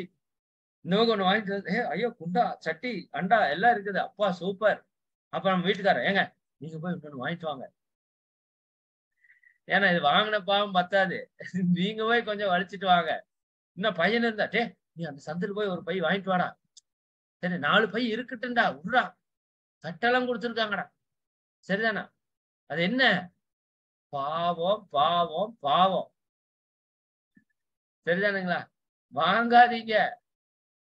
நம்ம செஞ்ச பாவத்தை கழிக்கிறதுக்கே முடியல, அடுத்தவன் செஞ்சதெல்லாம் வாங்கி வாங்கி ஏன் தலையில கொட்டுறீங்க? புரியுதுங்களா? எங்கை எதை இனாமா வாங்காதீங்க. இதுதான் இன்னைக்கு இறைவனுடைய செய்தி. உங்களுக்கு எது வாங்கினாலும் அதுக்கு மறு பதில் திருப்பி கொடுத்துருங்க. உங்களால முடிஞ்சதை திருப்பி கொடுத்துருங்க. நீங்க கொடுக்கறது கொடுங்க, அது வேண்டான்னு சொல்லல. அது முடியாதவங்களுக்கு, இல்லாதவங்களுக்கு பார்த்து கொடுங்க. இன்னைக்கு உலகத்துல அதுதான் பெரிய விஷயம். நம்பி நம்பி பணத்தை கொடுக்குறாங்க, அது நல்ல வழியில போய் சேருதான்னு தெரிய மாட்டேங்குது. புண்ணியம் சேர்த்தரன்னு பாவம் சேர்த்திட்டு இருக்கிற எத்தனையோ பேர் இருக்காங்க. எனக்கு தெரிஞ்ச ஒருத்தர் சொன்னாரு, தம்பி ஒரு குறிப்பிட்ட பணத்தை அவர் எடுத்து வச்சிருக்காரு, சமுதாயத்துக்கு நல்லது செய்யணுங்கிறது. யாருகிட்ட கொடுக்கணும்னு தெரியல தம்பினாரு. எனக்கு சரி, எவங்கிட்ட கொடுத்தாலும் பிராடுத்தனம் பண்ணி போடுறான் தம்பி அப்படி சொல்றாரு. புரியுதானுங்களா? அப்ப நான் அங்க பல்லடத்துல இருந்தப்ப அப்புறம் மன்றத்துக்கு ஒரு ஸ்கூலுக்கு ஒரு ஆசிரியர் அப்பாயின்ட் பண்ணிட்டு அவர் மூலமா சம்பளம் கொடுத்து வச்சுட்டோம். சரிங்களா? ஒரு ஆசிரியர் அப்பாயின்ட் பண்ணி அவர் மூலமா சம்பளம் கொடுத்து வச்சுட்டோம். இப்ப அவருக்கு ஒரே பரம திருப்தி. 1000 குழந்தைகளுக்கு யோகா போகுது, அந்த ஆசிரியருக்கு நம்ம சம்பளம் கொடுத்துட்றோம், 1000 குழந்தைகளுக்கு நல்லது செய்யறோம், ஏன் காசு புண்ணியம் தான் சேர்க்குது. சரியானுங்களா? அது இப்ப பல இடத்துல தப்பு பண்றதுக்கு ஆரம்பிச்சிட்டாங்க. சரி, என்ன சொல்ல வர்றோம்? 10 பைசா கூட சும்மா வாங்கக்கூடாது. சீரியஸா சொல்றேன். சரிங்களா? 10 பைசா கூட சும்மா வாங்கக்கூடாது. சும்மா வாங்குனா பாவம் கண்டிப்பா சேர்ந்து வரும். அதை நீங்க தான் அனுபவிக்கணும். அதனாலதான் நான் சொன்னேன், உங்ககிட்ட இருந்து ஒருத்தர் 1 லட்சம் ரூபாய் எடுத்துட்டு போறான்னா, 1 லட்சம் ரூபாய் எடுத்துட்டு போகல, 1 லட்சம் ரூபாய்க்கான பாவத்தை எடுத்துட்டு போயிட்டான். விட்டுருங்க. முயற்சி பண்ணுங்க, வேண்டான்னு சொல்லல. கஷ்டப்படாதீங்க. பணத்தை திருப்பி வாங்குறதுக்கு முயற்சி பண்ணுங்க. போகாத வழியும் கேட்காத பணமும் வராது, சரியா இருக்காதுங்கிறது உண்மைதான். கேளுங்க, தவறு இல்ல. ஆனா எதிர்பார்த்துட்டே கேட்காதீங்க. அது 1 லட்சம் ரூபாய்க்கான பாவம். எந்த ஜென்மத்திலேயோ எவங்கிட்டயோ அந்த பாவத்தை வாங்கி வச்சிருக்கிறோம். இந்த ஜென்மத்துல இவன் வாங்கிட்டு போயிட்டான், விட்டுருங்க. அவன் வாழ்க்கையில கஷ்டப்படுவான் அந்த பாவத்தை வாங்கி. அந்த 1 லட்சம் ரூபாய் சும்மா வச்சிருக்க முடியாது. அதே மாதிரி நீங்க யாராச்சும் பணம் வாங்கியிருந்தா, வீட்டையோ காட்டையோ சொத்தையோ நகையோ நட்டையோ வித்தாவது பணத்தை கொடுத்துருங்க. தயவு செஞ்சு வச்சிருக்காதீங்க. சரிங்களா? என்ன இவன் ஏமாத்தினா அதனால நான் அவனை ஏமாத்தினான்னு தயவு செஞ்சு சொல்லாதீங்க. மிகப்பெரிய பாவம் அது. உங்களை நீங்க கொடுத்த வேண்டிய பணத்தை நினைச்சு நினைச்சு அவன் வருத்தப்பட்டான்னு வச்சுக்கோங்க, ஒவ்வொரு நாளும் உங்களுக்கு பாவம் வரும். அது நீங்க 10,000 ரூபாய் கொடுக்கணுமா 10 லட்சம் ரூபாய் கொடுக்கணுமாங்கிறது அவசியம் அல்ல. இந்த இடத்துல நல்லா புரிஞ்சுக்கோங்க. பாவ புண்ணியத்துல மிக முக்கியமான ஒரு கணக்கு இருக்கு. மிக முக்கியமான ஒரு கணக்கு இருக்கு கர்மால. சரிதானுங்களா? ஒருத்தன் ரோட்ல 100 ரூபாய் கடந்து எடுத்துட்டான். 100 ரூபாய் கடந்து எடுத்துட்டான். சரியாங்களா? அத எடுத்துட்டு இவன் போயிட்டான். இவன் செலவு பண்ணிட்டான். சரிதானுங்களா? இப்ப 100 ரூபாய் கீழே கடந்தது. மகரிஷிக்கு இதே சம்பவம் நடந்திருக்கு. 5 ரூபாய் கீழே கடந்திருக்கு. பார்த்திருக்காரு. அன்னைக்கு 5 ரூபாய்ங்கிறது 5000 ரூபாய் மாதிரி. பார்த்திருக்காரு. பணம் கிடக்குது. யாருமே இல்ல. வேணா இவர் எடுத்து வச்சுக்கலாம். ஆனா அவர் எடுக்கல. ஏன்னா இந்த பணத்திற்கும் எனக்கும் எந்த சம்பந்தமும் இல்லை. இந்த பணம் வர்றதுக்கு எந்த உழைப்பும் நான் உழைக்கல. அப்ப இந்த பணம் என்னுடையது அல்ல. புரியுதுங்க? இப்போ 100 ரூபாய் அங்க கீழே கடந்து எடுத்துட்டு போய் நீங்க செலவு பண்ணிட்டீங்க. நீங்க என்னத்த பண்ணிருப்பீங்க? இன்னைக்கு 100 ரூபாய்க்கு என்ன பண்ணிருக்க முடியும்? இன்னைக்கு 100 ரூபாய்க்கு நீங்க என்ன பண்ண முடியும்? சரி, ஒரு வேளை சோறு கூட சாப்பிட முடியாது. ஏதாவது ஒண்ணு பண்ணிட்டீங்க. சரிங்களா? ஒரு வேளை சாப்பிட்டீங்கன்னு வச்சுக்கோங்க. சரிங்களா? இப்போ அந்த 100 ரூபாய் போட்டுட்டு போனவன் ஒரு பெரிய பணக்காரன். பெரிய பணக்காரன். அவன் ஏதாவது பர்ஸ்ல இருந்து எடுக்கிறப்ப ஒரு 100 ரூபாய் விழுந்துருச்சு. அவனுக்கு விழுந்தது கூட தெரியாது. புரியுதா இல்லைங்களா? நமக்கே 50 ரூபா 100 ரூபாயெல்லாம் காணாம போனா அதெல்லாம் சரி விடு போ அப்படின்னு போறோமா இல்லையா? அவனுக்கு அது விழுந்ததே தெரியல. அப்ப இதனால உங்களுக்கு ஏதாவது அஃபெக்ட் ஆகுமானா ஒண்ணுமே அஃபெக்ட் ஆகாது. கீழே கடந்த பணம் தான். எவனோ ஒருத்தன் பணம் தான். ஆனா உங்களுக்கு ஏதாவது பாதிக்குமானா பெருசா ஒண்ணும் பாதிக்காது. இதே இன்னொருத்தன் காசுக்கே வழி இல்லை. பயங்கர கஷ்டத்துல இருக்கான். சோத்துக்கே வழி இல்லாம இருக்கிறான். அவங்க அம்மா ஹாஸ்பிட்டல்ல படுத்து கிடக்குறாங்க. நோய்வாய்ப்பட்டு படுத்து கிடக்குறாங்க. காசே இல்ல அவங்கிட்ட. எவ்வளவு வருத்தத்துல இருப்பான். தெரியாங்களா? தெரிஞ்சவங்க கிட்ட எல்லாம் போய் கேட்கறான். ஆளுக்கு 10 ரூபா கூட கொடுக்க மாட்டேங்கிறாங்க.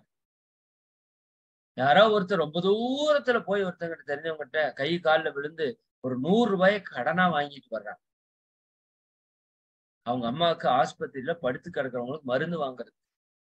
அந்த பணத்தை அங்க போட்டுட்டு போயிட்டான் தெரியாம. சரிங்களா? இப்ப அந்த 100 ரூபாய் நீங்க எடுத்து சாப்பிட்டீங்களே, உங்களுக்கு எவ்வளவு பெரிய பாவம் வரும் தெரியுமா? அவன் மனசுல இருந்ததுல மொத்த வேதனை, அத்தனை வேதனை உங்களுக்கு பாவமாகும். நல்லா புரிஞ்சுக்கோங்க. அந்த பணத்தை தொலைச்சவ என்ன துன்பத்தை அனுபவிச்சானோ அந்த துன்பத்தை நீங்க அனுபவிக்காம நீங்க இந்த வாழ்க்கையை நிறைவு செய்ய முடியாது. நான் சொல்றது புரியுதா உங்களுக்கு? இப்ப 100 ரூபாய் நீங்க எடுத்தா 100 ரூபாய் கொடுத்தா சரியா போகுமா? சரியா போகாது.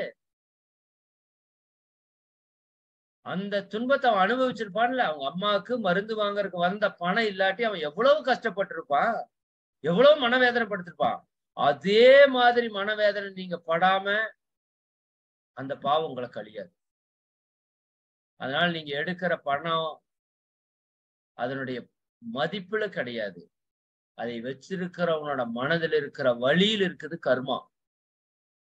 அதே மாதிரி சொல்ற மாதிரி ஒருத்தன் பசி இல்லாம இருக்கிறான். அவனுக்கு கொண்டு போய் ஒரு சாப்பாடு வாங்கி கொடுக்குறீங்க. இதுல புண்ணியம் வருமா?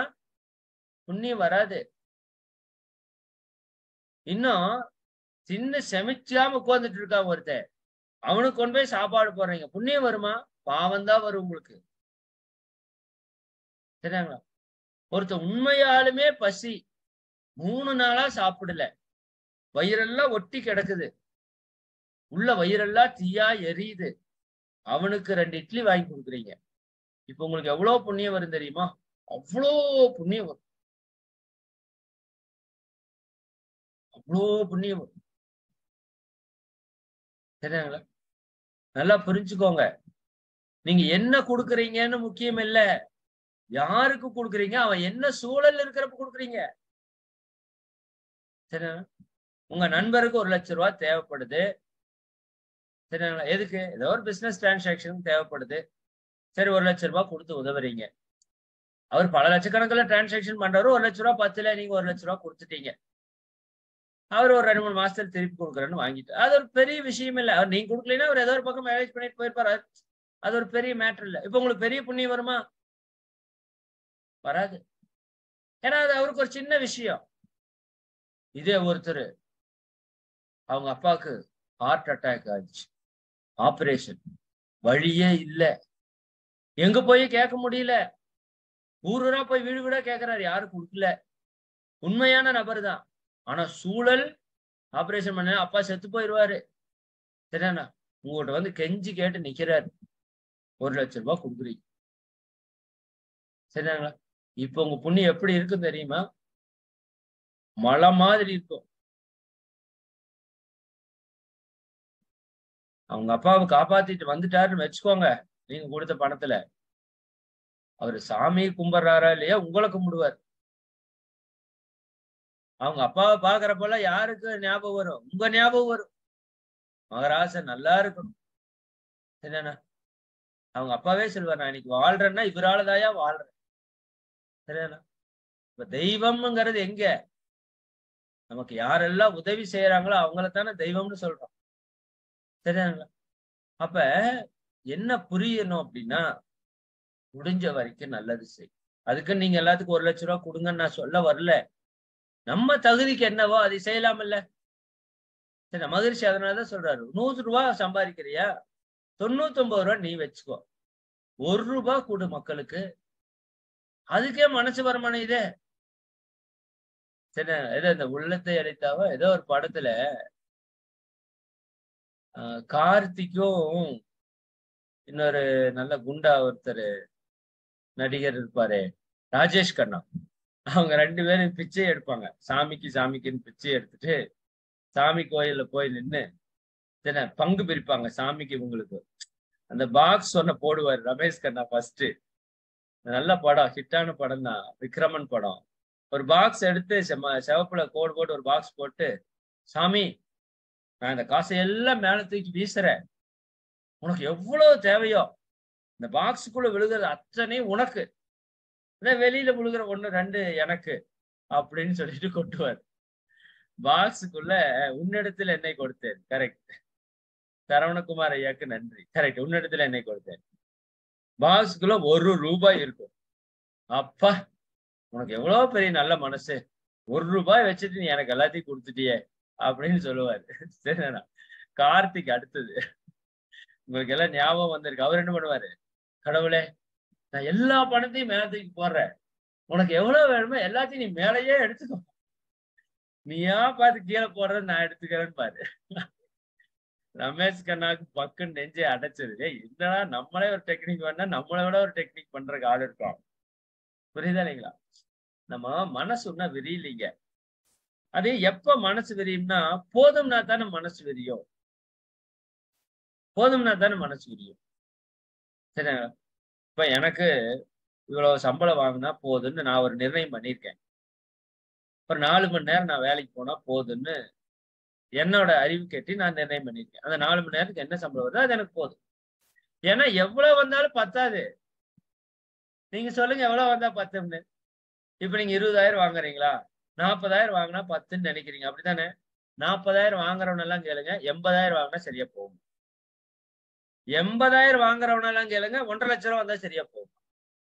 1,50,000 சம்பாதிக்கிறவனை கேளுங்க, 3,00,000 வந்தா சரியா போகும். எவனுமே ஓகேனே சொல்ல மாட்டான். அடிச்சு சொல்ற கேளுங்க. நீங்க 10,000 ரூபாய்க்கு பக்காவா குடும்பம் நடத்துறவன பார்த்துட்டு தான் இருக்கோம். பட்ஜெட் போட்டு 10 லட்சம் வாங்கி பிச்சை எடுக்கிறவனையும் பார்த்துட்டு தான் இருக்கும்.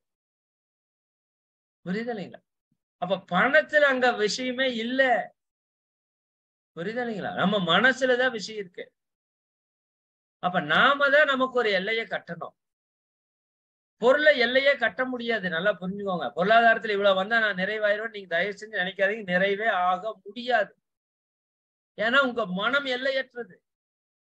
அது பொருளை கொடுத்து நீங்க எல்லைக்குள்ள கொண்டு வரக்கு முயற்சி பண்ணாதீங்க, தோத்து போயிருவீங்க. சார் அதுக்குன்னு சம்பாதிக்காம இருக்க முடியுமா, பொருள் பெருக்காம இருக்க முடியுமா அப்படி நான் சொல்லல. பொருள் பெருக்குங்க, வேண்டாம் நல்லா சொல்லு. பிறருக்கு துன்பம் எழா முறையில், அதான் முக்கியம். பிறருக்கு துன்பம் எழா வகையில் பெரும் செல்வம் சேர்த்திடனும் பிழையில்லை. ஆனா பிறருக்கு துன்பம் எழாம இருக்கும். 1 ரூபாய் வந்ததுனாலும் பிறருக்கு துன்பம் எழாம அந்த காசு வந்தாதான் அந்த காசு உங்களுக்கு துன்பத்தை கொடுக்காம இருக்கும். பிறருக்கு துன்பத்தை கொடுத்து 1 ரூபாய் உங்ககிட்ட வந்ததுன்னா வச்சு செய்யாம போகாத 1 ரூபாய். சத்தியமா அது 1 ரூபாய் இல்ல, அவன் கர்மா. சரிங்களா? இந்த பத்திரப்பதிவு அலுவலகத்துல எல்லாம் கமிஷன் வாங்குறாங்க இல்லைங்களா, நிறைய கவர்மெண்ட் ஆபீஸ்ல எல்லாம் லஞ்சம் வாங்குறாங்க இல்லைங்களா. அவங்க பசங்க பிள்ளைங்க பேரன் பேத்தி ஏதாவது நல்லா இருந்ததா பார்த்திருக்கீங்களா? நீங்க வேணா உங்களுக்கு தெரிஞ்சவங்கள பாருங்களேன். லஞ்சம் வாங்கிட்டு ஊழல் பண்ணிட்டு நிறைய பண்றான்ல. சரிதானே? பார்க்கிறப்ப அவன் நல்லா இருக்கிற மாரி இருக்குல்ல. அவன் குடும்பத்தையும் குழந்தைகளையும் கொஞ்சம் ஆராய்ச்சி பண்ணி பாருங்க. எத்தனையோ பேர் வயித்தெரிச்சல்ல வந்த பணம். சரிங்களா? அங்க இங்கேயும் பிச்சு புடுங்கி உழைச்சு ஓடா தேஞ்சு 50 100 சேர்த்து ஒரு இடத்த வாங்க போவான். 5 லட்சம் ரூபாய் இடம் இருக்கும். 1 லட்சம் ரூபாய் அவன் அங்க உள்ள பதிவு பண்ற கேட்கறான்னு வச்சுக்கோங்க. இவன் 5 லட்சம் ரூபாய் சேர்க்க உயிரை பணையம் வச்சு சேர்த்திருப்பான். இன்னும் 1 லட்சம் ரூபாய் கேட்கறான். என்ன சொல்லுவான்? நாசமா போனவன். 1 லட்சம் ரூபாய் கேட்கறான். நல்லா இருப்பானா? சரிதான? ஆனா குடுத்து தொலையணுமே அப்படின்னு சொல்லி ஒரு காசை கொடுத்தான்னு வச்சுக்கோங்க. சரிதானா? அவன் 7 தலைமுறைக்கு அதே போதும். இவன் நினைக்கிறப்பெல்லாம் சொல்லுவான். 1 லட்சம் ரூபாய் வாங்கிட்டானே படுவாவி பையன். சொல்லுவானா மாட்டானா? இந்த 1 லட்சம் ரூபாய் இருந்தா நான் இதை பண்ணிருப்பேன். 1 லட்சம் ரூபாய் இருந்தா நான் அதை பண்ணிருப்பேன்னு. அவன் நினைக்க நினைக்க நினைக்க அத்தனை பாவம் இந்த வாங்கினா பாத்தீங்களா ஒருத்தன். சரிங்களா? அவன் கருமயத்துல வந்து ஸ்டோர் ஆயிரும். பக்காவா ஸ்டோர் ஆயிரும். சரிங்களா? அவன் அந்த 1 லட்சம் ரூபாய் வாங்கி ஒரு வண்டி வாங்கியிருந்தான்னு வச்சுக்கங்க. ஒரு டூ வீலர் வாங்கியிருந்தான்னு வச்சுக்கங்க. நேரா போய் ஏதோ ஒரு பக்கம் உளுந்து மண்டை உடைஞ்சு பொளந்து படுத்து கிடப்பான். சீரியஸா சொல்றேன், நான் சிரிச்சிட்டு சொல்றேன்னு நினைச்சுக்காதீங்க. அந்த 1 லட்சம் ரூபாய் பணம் எந்த விதமா உங்ககிட்ட வந்ததோ அதே விதமா உங்ககிட்ட இருந்து போகும். அதனாலதான் மதுரை சொல்றார், பிறருக்கு துன்பம் எழா முறையில் பெரும் செல்வம் சேர்த்திடனும் பிழையில்லை. எவ்வளவு வேணா சம்பாதிக்க, ஆனா அடுத்தவங்க துன்பம் வராம சம்பாதிக்க முடியாதுன்னு சொல்ல முடியும். நியாயமா நேர்மையா எவ்வளவு வேணா சம்பாதிக்க. மகிழ்ச்சி ஒரு பெரிய கோடீஸ்வரர் இருந்தார். நியாயமா தான் இருந்தார், நேர்மையா தான் இருந்தார். இல்லைன்னா வேண்டாம் அந்த பணம்ன்ற. நானு ஊருக்காக மக்களுக்காக பணத்தை சேர்த்தி பேரு புகழுக்காக பணத்தை சேர்த்தினீங்க, பாவம் வந்து சேர்ந்து போயிடும். இப்ப எத்தனையோ பிசினஸ் அப்படித்தானே நடக்குது. பாவத்தை சேர்த்தி பணத்தை சேர்த்துறான், விளைவை அனுபவிக்கிறோம்ல. இன்னைக்கு எந்த பணக்காரன் சந்தோஷமா இருக்கிறான் சொல்லுங்க பாப்போம்? யாருமே சந்தோஷமா இல்லை. ஏன்? தெரிஞ்சோ தெரியாமலோ நேரடியாகவோ மறைமுகமாவோ மக்களோட உயிரை ரத்தத்தை வேர்வைய சுரண்டி நீங்க பணத்தை பெருக்குனா விடுமா இயற்கை? வச்சு செய்யாம விடாது. அப்ப குழந்தைக்கு உடம்பு சரியில்லை, குழந்தைக்கு அது வரல, குழந்தைக்கு இது வரல, கல்யாணம் நடக்கல, குழந்தை பிறக்கல, குழந்தைக்கு கேன்சரா இருக்குது, பிறக்கிறப்ப சுகரா இருக்கு. ஏன் வராது? நீ பணம் வச்சா என்ன வேணா பண்ணிடுவியா? நீ பண்ணிட்டு பாப்போம். இயற்கைக்கு முன்னாடி எல்லாத்துக்கும் அவன் பர்ஃபெக்டா ரூல்ஸ் வச்சிருக்கான். ஒத்த ரூபாய் இனிமேல் உங்ககிட்ட உங்க உழைப்பு இல்லாம வரக்கூடாது. அம்மா அப்பா கொடுக்கற சொத்தா இருந்தாலும் கர்மாதான், நல்லா புரிஞ்சுக்கோங்க. வாங்க வேண்டான்னு சொல்லல, வாங்கி நல்ல விதமா பயன்படுத்து. புரியுதானுங்களா? கவர்மெண்ட் கொடுக்கறது வாங்கலாமா சார்? யாரோ கேக்குறீங்க, SMS வருது, வாங்கிக்கோங்க. என்ன சார் எதையுமே இனாம? அது இனாம் கிடையாது, அது நம்ம காசு. இப்ப சௌரியத்துக்கு வேற டாக்ஸ் கட்டுறோம். சரியா? கவர்மெண்ட் கொடுக்கறது எதுவுமே இனாம் கிடையாது. புரியுதா? அதெல்லாம் நம்ம காசு, நீங்க அதெல்லாம் வாங்கிக்கோங்க. சரிதானே? அதுல எல்லாம் அதை வாங்கி யாராவது ஏழை எளிய மக்களுக்கு உண்மையாலுமே கஷ்டப்படுறவங்களுக்கு ஃப்ரீயா கொடுங்க, தப்பு இல்லை. கவர்மெண்ட் கொடுக்கறது எதுவுமே இனாம் கிடையாது. எல்லாம் நம்மளோட உழைப்பு ரத்த வேர்வையை சுரண்டிதான் அவங்க வச்சு அவங்க கொடுக்குறாங்க. ஏன்னா அவங்க பேரை போட்டு கொடுத்துக்கிறாங்க. அது மிகப்பெரிய பாவம். அது எத்தனை பாவத்தை வாங்கி சேர்த்துவாங்கன்னு தெரியல. அது மக்களோட காசை மக்களுக்கு திருப்பி கொடுக்குறாங்க. அதுல இருந்து அவங்க பேரை போடணும்னு என்ன? அதே மாதிரி நீங்க எங்க எது கொடுத்தாலும் சரி, இருக்கிற இடம் தெரியாம இருந்துட்டு போயிடணுங்கிற மாதிரி தான் கொடுக்கணும். சரியானுங்களா? 50 ரூபாய்க்கு வாங்கி டியூப் லைட் மாட்டிட்டு உபயம் இறை மதன்குமார் இறை சாதனை மார்க்கம் ஜூம் நிகழ்ச்சி யூடியூப் பேர் அப்படின்னு அடிச்சிங்கன்னு வச்சுக்கோங்க. டேய், டியூப் லைட் 50 ரூபாடா, பெயிண்ட் 50 ரூபாய்க்கு மேல செலவாயிருக்குடா. டேய் சரி, அந்த லைட்ல இருந்து வெளிச்சமே வராது. உபயம் கிபயம் அது இந்த உடம்பு உயிரே அவன் கொடுத்த உபயம், நீ எங்க போய் கொடுக்குற உபயம்? சரிதானுங்களா? இந்த பேர் அடிக்கிறது, கல்வெட்டுல போடுறது, இதெல்லாம் முடிஞ்ச வரைக்கும் தவிர்த்துக்கோங்க. சரிங்களா? அதெல்லாம் சும்மா ஒரு ஃபேஷனுக்காக பண்றது. அதெல்லாம் தேவையில்லை. புரியுதுங்களா? அந்த உடல், உயிர் எல்லாமே இறைவன் கொடுத்தது, இயற்கை கொடுத்தது. இந்த சமுதாயத்துக்கு திருப்பி இதனால ஏதாவது செய்யறோம். இதுல போய் என்னங்க பேரு, புகழு அப்படியெல்லாம் ஒண்ணும் கிடையாது. அதுக்கெல்லாம் மயங்கிராதீங்க. நல்லா கவனமா இருங்க. இந்த உரையில நான் என்ன சொல்லிருக்கேன்னா, கடவுளுக்கும் நமக்கு என்ன தொடர்பு? இன்னைக்கோட முடிச்சுக்கணும். இனி போய் சாமிகிட்ட பிச்சை எடுக்கிற வேலை இன்னைக்கோட விட்டுருங்க. சரிங்களா? இந்த பிச்சைக்காரன் படத்துல தானே அந்த டயலாக் வரும். சரியா? விஜய் ஆண்டனி, அவர் பேரு விஜய் ஆண்டனி தான் அந்த ஹீரோ பேரு. பிச்சைக்காரன் படத்துல. அவர் பிச்சைக்காரரா இருக்கு சொல்லிடுவாரு சாமி. அவர் போய் புது பிச்சைக்காரன். புது பிச்சைக்காரன் கோயிலுக்கு முன்னாடி எல்லாம் லைனா உட்கார்ந்துட்டு இருப்பாங்க. சரிதானுங்களா? இவரு கோயிலுக்கு உள்ள போறவங்ககிட்ட சாமி, ஐயா சாமின்னு கேட்டுருவாரு. பக்கத்தால இருக்கிற பழைய பிச்சைக்காரன் டென்ஷன் ஆயிடுவான். டேய், எவன்டா இவன்? நீ தொழிலுக்கு புதுசா? ஆமாங்க சார், தொழிலுக்கு புதுசு. இரு இரு இரு பொறுமையா இரு. அவன் உள்ள போனானா, உள்ள போய் பிச்சை எடுத்துட்டு வருவான். இது அப்படியே பயன்படுத்திட்டு அந்த டைரக்டர் சசின்னு நினைக்கிறேன். உள்ள போய் அவன் பிச்சை எடுத்துட்டு வருவான். வந்ததுக்கு அப்புறம் நீ பிச்சை கேளு. அப்ப கோயிலுக்கு போறதே எதுக்கு? பிச்சை எடுக்கிறதுக்கு தான். அம்மா தாயே, எனக்கு அதை கொடு, எனக்கு இது கொடு. அதானே சாமி கும்பிடுறோம். சாமி கும்பிடுறதுக்கு போறோமா, பிச்சை எடுக்க போறோமா? சொல்லுங்க நீங்களே. புரியுதானே? சாமி கிட்ட போய் பிச்சை எடுக்க வேண்டிய அவசியம் இல்லை. நீங்க சாமி கிட்ட போய் இதை கொடுன்னு கேட்டா சாமிய அவமானப்படுத்துற மாதிரி. என்னப்பா சொல்ற? ஆமா, ஒரு குழந்தை வந்து அம்மா எனக்கு பசிக்குதுமா சோறு போடுன்னு கேட்டா அந்த அம்மாக்கு அது அவமானம். ஏன்னா அம்மாவுக்கு தெரியும் அந்த குழந்தைக்கு என்ன கொடுக்கணும், எப்ப கொடுக்கணும், எவ்வளவு கொடுக்கணும். தெரியுமா தெரியாதா?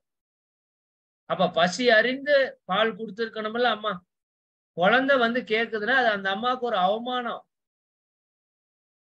இன்னும் அந்த அம்மா பார்த்து பார்த்து பார்த்து பார்த்து செய்யற அம்மாட்ட வந்து அது வேணும் இது வேணும்னு கேட்டா அந்த அம்மாவுக்கு எரிச்சலா இருக்குமா இருக்காதா? எரிச்சலா இருக்குமா இருக்காதா? முடிஞ்ச வரைக்கும் அந்த அம்மா செஞ்சுட்டே இருக்கு. இருந்தாலும் இவனுக்கு போதில்ல, பச்சல வந்து எனக்கு இதை கூடு அதை கூடு. இந்த அம்மா அப்பாட்ட சொத்து கேட்பானுங்க பார்த்திருக்கீங்களா? சரிதானுங்களா? கையால் ஆகாதவங்க தான் அம்மா அப்பா சொத்தை கேட்பாங்க. சரிதானுங்களா? உண்மையாலுமே சொல்றேன். உன்னை பெற்று வளர்த்தி ஆளாக்கி விட்டுருக்காங்கல்ல, அப்புறம் எதுக்கு சொத்து கேட்கிற? சரி, உனக்கு கையில் ஆகலையா? நீ என்ன மொடமா? சரிதானே? நீ என்ன நொண்டியா? உனக்கு என்ன கை காலெல்லாம் விளங்காதா? இருக்குல்ல. இத்தனையும் பண்ணி கொடுத்த அம்மா அப்பாவை திட்டி சொத்தை புடுங்கி வாங்குறிய, உனக்கெல்லாம் எத்தனை பாவம் வர்றது? எத்தனை பாவம் வர்றது? புரியுதா? அம்மா அப்பா கிட்ட காசு கேட்டு மன வருத்துற ஒருத்தனுக்கு வர்ற மாதிரி பாவம் உலகத்துல எவனுக்குமே வராது. வாங்காதீங்க. அதை வாங்கி என்ன பண்ண போறீங்க? புரியுதுங்களா? பெற்று வளர்த்தி ஆளாக்கி இத்தனை நாள் நல்லா பார்த்து நம்மளை இவ்வளவு கொண்டாந்து நிறுத்திருக்க அவங்களுக்கு செய்யற கடனே நீங்க வாழ்நாள் முழுக்க செஞ்சாலும் கட்ட முடியாது. இதுல போய் அவங்ககிட்ட அதை கொடுங்க இதை கொடுங்கன்னு கேக்குறீங்க, மன வருத்தப்படுற மாதிரி. கொஞ்சமாவது சுய உணர்வு வேண்டாம், தன்மானம் வேண்டாம். சரியா? புரியுதா இல்லைங்க? அப்ப அவங்கள போய் மன வருத்தப்படுத்தினா என்ன ஆகும்? அது அதை விட பெரும் பாவமா இருக்குமா இல்லையா? அவங்க சம்பாதிச்சாங்க, அவங்க முன்னோர்கள் கொடுத்தாங்க, அவங்களுக்கு வந்தது. உங்களுக்கு என்ன? உங்களுக்கு தான் கையுங்கால் நல்லா தானே கொடுத்துருக்கிறான், உழைச்சு திங்க வேண்டியதானே. புரியுதானே? இதெல்லாம் ஒரு மகான் சொல்றாரு. நான் சொல்றேன்னு நினைச்சுக்காதீங்க. ஒரு மகான் சொல்றாரு. சரி, அந்த சொத்தை வாங்கிட்டா நீங்க சந்தோஷமா இருந்துருவேன்னு தானே நினைக்கிறீங்க? சத்தியமா இருக்க மாட்டீங்க. சரிதானா? மன வருத்தத்தோட உங்க அப்பா ஏதாவது உங்களுக்கு கொடுத்தாருன்னா அது மாதிரி ஒரு பாவம் உலகத்திலேயே கிடையாது. சரிதானா? அவங்க பெற்றோரை மன வருத்தப்படுத்துறதுக்கு உங்களுக்கு எனக்கு என்ன ரைட்ஸ் இருக்கு? சரிதானா? அப்ப அவங்க கிட்ட அந்த பொருள் எல்லாம் வாங்காதீங்க. கொடுத்தா வாங்கிக்கோங்க, தப்பு கிடையாது. அது நீங்க செட்டில்டு நல்லா இருக்கிறீங்கன்னு தெரிஞ்சதுன்னா அது யாரோ ஒருத்தருக்கு தானமா தர்மமா கொடுத்துருங்க. பண்ணி பாருங்க, என்ன நடக்குன்னு பாருங்க. சந்தோஷம் இல்லைன்னு எப்படி சந்தோஷம் வரும்? எப்படிங்க சந்தோஷம் வரும்? அடுத்தவனோட பாவத்தையே வாங்கி வாங்கி பழகிட்ட நம்ம எப்படி சந்தோஷம் வரும்? சரியானுங்களா? அப்ப சந்தோஷமா இருக்கிறதுக்கு ஒரே காரணம் என்ன? உங்களோட உடலை, உயிர், அறிவை, ஆற்றலை பயன்படுத்தி நீங்க வாழணும். இந்த உடல், உயிர், அறிவு, ஆற்றலை பயன்படுத்தி 4 பேருக்கு நல்லதை செய்யணும். எவங்கிட்டையும் 10 காசு வாங்காதீங்க. சரியாண்ணா? அதே மாதிரி கோயிலுக்கு போய் இன்னையோட பிச்சை எடுக்கிறது நிறுத்திடுங்க.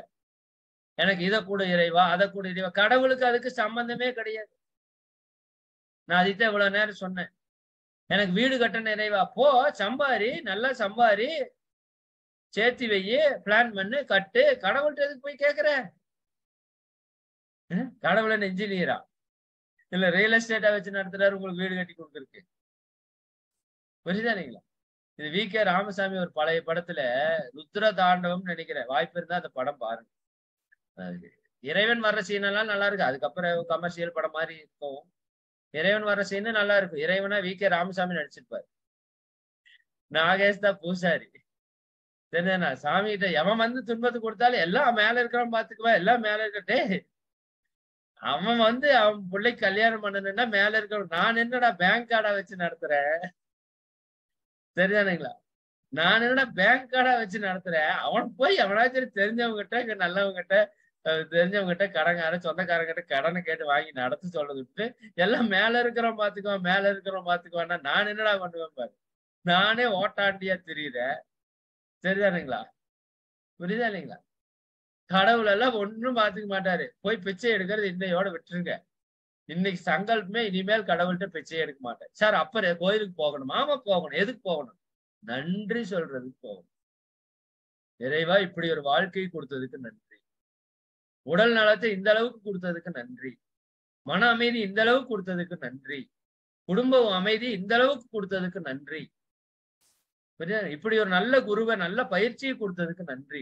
இப்படி ஒரு நல்ல சமுதாயத்துல இந்த அளவுக்கு இருக்கிற நல்ல சமுதாயத்துல நான் இருக்கிறேனே அதுக்கு ரொம்ப நன்றி. இப்படி ஒரு இயற்கையை நல்லா எனக்கு கொடுத்திருக்கிறியே நன்றி, நன்றி, நன்றி, நன்றி, நன்றி, நன்றின்னு சொல்றதுக்கு தான் கோயிலுக்கு போகணும். இது சரியில்லை, அது சரியில்லை, இது குறையா இருக்கு, அது குறையா இருக்கு, இவனை மாத்த சொல்லு, அவனை மாத்த சொல்லு, இது வேணும், அது வேணும்னா டென்ஷன் ஆயிட மாட்டாரு கடவுள். டேய், உனக்கு ஒன்ற கர்மாப்படி பார்த்து பார்த்து நான் செஞ்சுட்டு இருக்கிறேன். நீ எங்கிட்டயே வந்து நான் செய்யறதே நொட்டை நொட்டைன்னு சொன்னீங்கன்னா எப்படி இருக்கும்? எப்படி இருக்கும்? 4 சாத்து சாத்தலாம் இருக்காது. நீ இருக்கிறதுலயே நிறைவடையலையாடா. நீ என்ன கொடுத்தாதான் நிறைவடை. நீ என்ன கொடுத்தா நிறைவடைய மாட்ட. இதை கொடுத்தா நிறைவ நீ இருக்கிறதுலயே நிறைவா இல்லையே. சரிங்களா? புரியுது? எனக்கு இப்போ 30,000 ரூபாய் சம்பளம்னா நீ 30,000 ரூபாயில நிறைவா இருந்தா தான் தம்பி 40,000 ரூபாய் வரும், 50,000 ரூபாய் வரும், 60,000 ரூபாய் வரும். நீ 30,000 ரூபாயிலே நிறைவா இல்லையே. நீ சத்தியமா 40,000 கொடுத்தாலும் நிறைவா இருக்க மாட்ட. ஏன்? 4 லட்சம் கொடுத்தாலும் நீ நிறைவா இருக்க மாட்ட. அடிச்சு சொல்றேன். நான் என்னோட செல்ஃப் எக்ஸ்பீரியன்ஸ்ல சொல்றேன். நீ 4 கோடி கொடுத்தாலும் நிறைவா இருக்கு. நிறைவுங்கிறது பொருள் இல்ல, மனசுல இருக்கு. 4,000 ரூபாய் இருந்தாலும் நிறைவா இருக்க தெரியும். புரியுதா? நீங்க இருந்தோம்ல கொரோனா டைம்ல. கொரோனா டைம்ல வெறும் 5,000 ரூபாய் 10,000 ரூபாயில குடும்பத்தை நிறைவா தான் நடத்தினா செத்து போயிட்டுமா? இல்ல இல்ல இல்ல இல்ல சொல்லுங்க. இன்னைக்கு துணி எடுக்கிற நிறுத்தினா 5 வருஷம் 10 வருஷம் துணி எடுக்க தேவையில்லை. உண்மையா இல்லையா? அத்தனை துணி இருக்கு பீரோல. இந்த பணம் இருக்கிறதுனோட திமிரல நாம எவ்வளவு வேலை செய்யறோம் தெரியுங்களா? கவனமா செய்யுங்க. தேவையில்லாத ஒரு பொருள் உங்ககிட்ட வந்ததுன்னா பாவத்தை சேர்த்திட்டு போயிடும். சரி, நான் எதுக்கு இது இப்படி இந்த தடவை இப்படி பேசிட்டு இருக்கேன்னு எனக்கே தெரியல. சரிதானா? அது ஏதோ ஒரு ஃப்ளோல கனெக்ஷன் வந்துருச்சு, அது போயிட்டே இருக்கு. சரி, ஏன்னா இதுக்கு மேல போனா அப்புறம் டீப்பா சப்ஜெக்ட் போயிடும். சரிங்களா? அது கொஞ்ச நாள் கழிச்சு பேசிக்கலாம். அது பேசினா நீங்க எல்லாம் மிரண்டு ஓடி போயிருவீங்க அப்புறம். சரி, அது கொஞ்சம் பக்குவமாகுங்க, அப்ப அங்க பேசுவோம். இன்னையில இருந்து என்ன முடிவு எடுத்துட்டோம்? கடவுளுக்கு எனக்கும் உள்ள தொடர்பு, செயலுக்கு விளைவு நிச்சயம். இனிமேல் கடவுள்கிட்ட போய் பிச்சை எடுக்க மாட்டேன். சரிங்களா? இனி கோயிலுக்குன்னு போனா இறைவனுக்கு நன்றி சொல்றதோட சரி. அப்படி ஏதாவது நல்லா நடக்கணும்னு நினைச்சீங்கன்னா நன்றிவே கொஞ்சம் மாத்தி சொல்லுங்க. இப்ப நீங்க உடல் நலம் இல்லாம இருக்கிறீங்கன்னா, இறைவா இந்த அளவுக்கு உடல் நலத்தை கொடுத்ததுக்கு நன்றி, இன்னும் நீ மிகுந்த உடல் ஆரோக்கியத்தை கொடுப்பதற்கு நன்றின்னு சொல்லு. இந்த அளவுக்கு பொருளாதாரத்தை கொடுத்ததற்கு நன்றி இறைவா, இன்னும் நீ நிறைய பொருளாதாரத்தை கொடுத்து வாழ்க்கையை உயர்த்துவதற்கு நன்றின்னு சொல்லு. சரிங்களா? இல்லைன்னா இன்னும் நீங்க பர்ஃபெக்டா சொல்லணும்னா, அருட்பேராற்றல் கருணை நிறை செல்வம் ஓங்கி வாழ்வேன். நான் சம்பாரிச்சு வாழ்வேன், நல்லா வாழ்வேன், சிந்திச்சு சிக்கனமா சீர்திருத்தத்தோட என்னோட வாழ்க்கையை வச்சுக்குவேன், தேவையற்ற செலவுகளை குறைப்பேன், வரவை பெருக்கிறதுக்கு முயற்சி பண்ணுவேன், நிறை செல்வத்தோட வாழ்றேன், நிறைவாக வாழ்றேன். போதுமென்ற மனமே பொன் செய்யும் மருந்து. போதுங்கிற மனசு இருந்தாவே உங்க வாழ்க்கையில நீங்க எவ்வளவோ மகிழ்ச்சியா இருக்கலாம்.